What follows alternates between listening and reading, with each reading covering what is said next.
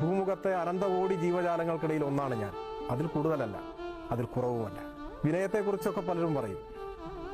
സച്ചിദാനന്ദന്റെ ഒരു കവിതയുണ്ട്: ആട്ടും ചവിട്ടും ഏറ്റിട്ടും അനുസരണയോടെ വാലാട്ടി നിൽക്കുന്ന നായയുടെ വിനയമുണ്ടല്ലോ, അതാണ് നിന്റെ ശത്രു.